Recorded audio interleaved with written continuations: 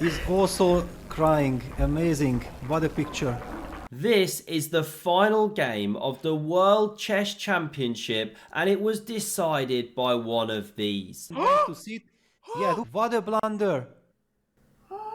Yes, a blunder crowns our latest World Chess Champion. In this game, we have Liren, the defending champion with the white pieces, Gukesh D playing with black, trying to become Gukesh A. What a game, what a finish, incredible scenes. Let's check it out. Ding opens here with knight f3, going for a Reti spaghetti, d5 played, and after g3, Gukesh taking the centre, he only goes and fianchettos the bishop, going for a kind of Catalani structure, named after our old favourite, the chess playing cat called Alan. Very few people know that unless you watch Septic Cheese. Do consider subscribing if you haven't already. And now after knight c6, Ding finally fights for the centre.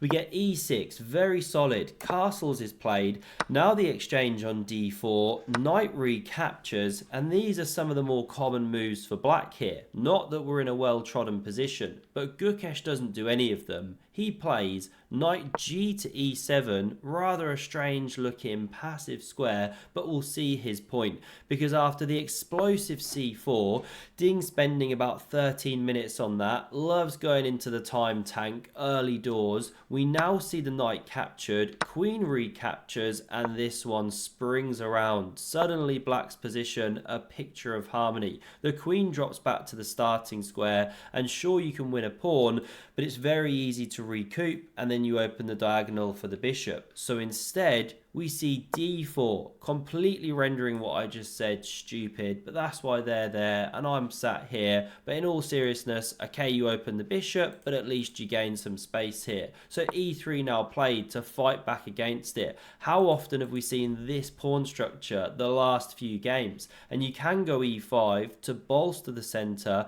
Looks really appealing to open the bishop, but not played. This one selected. We see an exchange in the center of the board, and a Pope is born. That's more than a bishop. What a promotion, what a piece. We see knight to c3 PO, and sure, you can chop it off, give white these doubled pawns, but then you lose your castling rights unless you backpedal with the knight, and you give white the bishop pair. So they've got plenty of compensation for the pawn structure. So not played, castles instead. Now we see knight to b5, hitting the central bishop. You could cemento it with e5, but instead Gukesh drops back, retaining the bishop pair. And after pawn b3, are we today going to see another rook fianchetto? We finally got one yesterday. Well, after a6, the knight stumbling back, the bishop re-entering the promised land. No, we get this bishop cheddaring onto the long diagonal. Those ones really crossing swords now, not advised in church. e5's now played to cemento that bishop in the center. Very nice, but you do give up d5 here. This one can now develop though. So queen d2 is played, pouring some sugar on the knight, connecting the rooks. Now bishop e6, and this knight hits the central outpost. A beast is born, but we don't yet see any exchanges. First, Gukesh plays a nice strike here. He spots the move, pawn b5, the game sharpening up, because you open up this knight, of course, which is undefended, but you can't quite yet take advantage without losing a piece of your own. So the best way for white to actually go is takes in the center. This wasn't played. We're in the analysis mode, back cave, and after the knight takes here, this is possibly how the line could go. You try and destabilize the knight, but in exchange you get a weak pawn on c4, black can attack, white can defend. Just a different game really. These ones both centralized, but not the most stable pieces. Small advantage to white. But Ding doesn't go for this line. Instead, he plays the very committal pawn takes on b5, pawn recaptures, and then knight f4. Looks impossible because pawn can take, right? But you've opened this bishop. So what it's leading to here is a series of liquidating moves. This is how the game proceeded. Now rook b8 to cover the pawn. Rook fd1 hits the lady. No Botez gambit today. The bishop drops back here. And after takes on g3, Pawn recaptures, always take towards the center, of course. Plus, this was literally an illegal move. We now see a great move by Gukesh because before Ding can plow forward with these pawns, he shuts them down, controlling 2 with 1. Always very nice. And these are now some of the moves, the improving moves that Ding could play here just to keep things roughly level. But he doesn't play any of them, plays a wild move here, changes the game. But just before we jump into that, a massive thank you to the sponsors of this video. Have a look at this awesome game. Look at this. It's the visually stunning Warhammer 40,000 Tacticus, an exciting turn-based tactical strategy mobile game set in the eternal conflict of the Warhammer 40,000 universe, a universe which I've personally loved ever since I was a kid.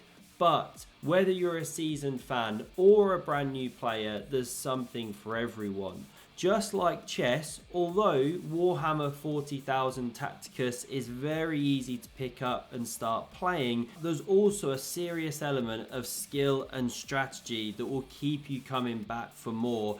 And not only can you assemble and lead 70 plus legendary Warhammer 40,000 champions from 17 playable factions, but you can also join a passionate community of gamers and Warhammer fans as you fight against or strategize with other players in high stake battles. So do not delay, try this game today. They're constantly introducing new features, exciting game modes, and if you use the code HAPPYDECK before 1st of January, then you get 2k gold and 50 Blackstone the moment you start playing the game. So back to the chess here. Ding Liren plays pawn to a4. On the one hand, looking natural to expand, get rid of this annoying clamp, but of course Gukesh plays the old en croissant. Now after rook recaptures, you've got some big problems trying to defend this pawn, which is already hugely under pressure. So we see g6 now played. The queen centralizes, offering an exchange, not gone for, and now Ding just decides, you know what, I've had it with this little guy, throws it with pawn b4, allowing it to be captured.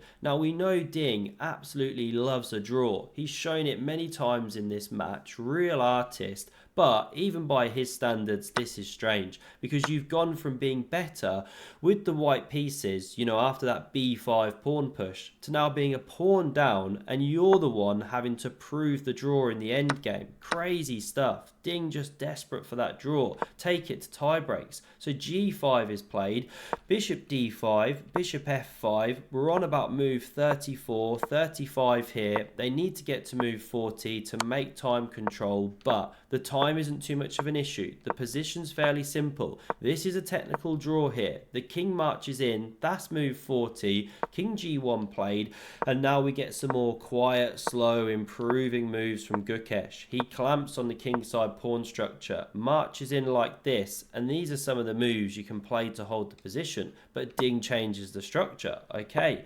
playable, but changes the character of the position. We now see the h pawn capturing, also instructive because you're more likely to queen this one day or this one rather than an h pawn. So rook b4 is now played, bishop f7, few more moves on the board, and just as the king tries to make ground, we get this check. This is one of the challenges in such positions, not easy to make progress. Now we see rook b4 and the bishop intercepts, gives the king a way out here without being checked. So now rook a4 waits, rook b2 hits the bishop, Ding doesn't blunder it. Now king f6 comes on the board, rook f4, king e5, and this is the absolutely shocking moment that will go down in chess history.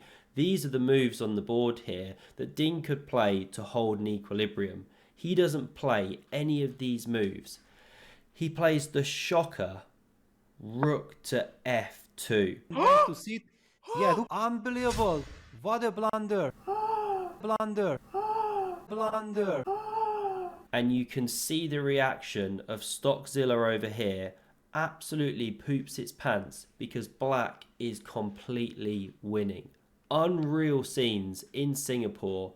Gukesh takes a moment to compose, takes off the rooks, Rook recaptures, plants the bishop in the center, forces the exchange. You've got nowhere else to go. This is how it then proceeds. King e3, king e5. Ding Liren resigns the game, the match, the World Chess Championship, and Gukesh becomes the youngest World Chess Champion in history. Absolutely unreal. Why is this a loss? Well, you can push the pawn, white to move, then you push the pawn. Here's a sample line. Black just gets round in time to shepherd the pawn home. Nothing you can do. I think Gukesh knows how to do this checkmate. One sample line. Unreal scenes in Singapore. Wow, where did that come from? But having said that, Ding had this coming, grovelling for draws all through the match, even in better positions. Finally, he got his comeuppance for such a negative style of chess, let's be honest. Heartbreak for him, do feel for him, but fair play to Gukesh. I think the worthy winner and the better chess player overall, but let me know your thoughts down below.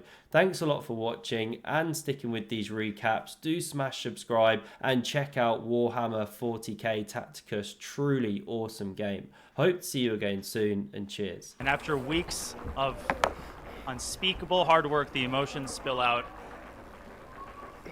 I've got butterflies on my skin.